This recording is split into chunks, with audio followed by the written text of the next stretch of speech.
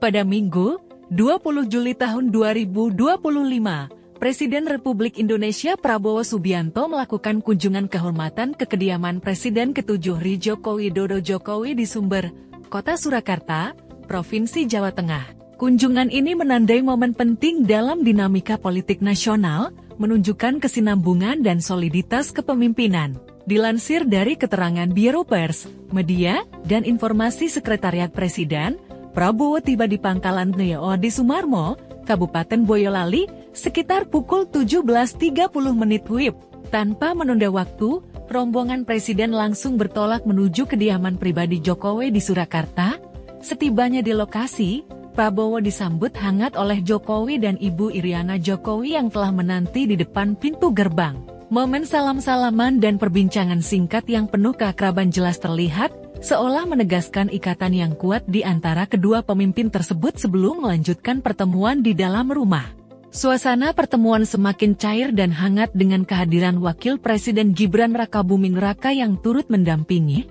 Prabowo sendiri tidak datang sendirian, ia didampingi oleh sejumlah pejabat penting, antara lain Menteri Sekretaris Negara Prasetyo Hadi, Menteri Luar Negeri Sugiono, Sekretaris Kabinet Teddy Indrawijaya, Wakil Menteri Komunikasi dan Digital Anggaraka Prabowo, serta Kepala Badan Pengendalian, Pembangunan dan Investigasi Khusus Aris Marsudianto.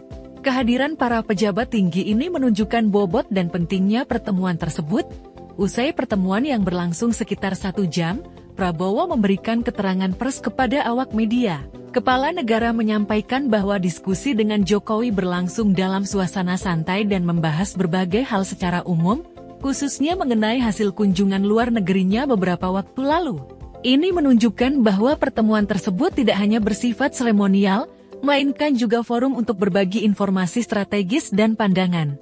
Saya cerita baru keliling dari luar negeri, ya, beliau juga mengikuti rupanya ya, ujar Prabowo. Ia menambahkan bahwa dirinya menceritakan terobosan-terobosan yang telah dicapai, terutama terkait perundingan dengan Uni Eropa yang akhirnya membuahkan hasil setelah 10 tahun.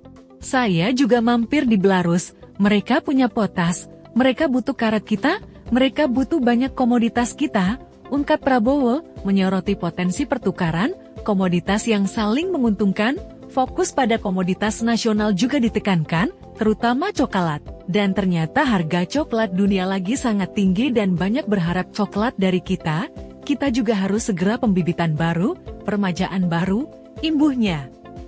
Pernyataan ini menunjukkan visi Prabowo untuk mengoptimalkan potensi sumber daya alam Indonesia demi kesejahteraan masyarakat dan peningkatan daya saing di pasar global. Kunjungan ini tidak hanya menjadi ajang silaturahmi, tetapi juga momentum strategis untuk mengkonsolidasikan arah kebijakan luar negeri dan ekonomi Indonesia.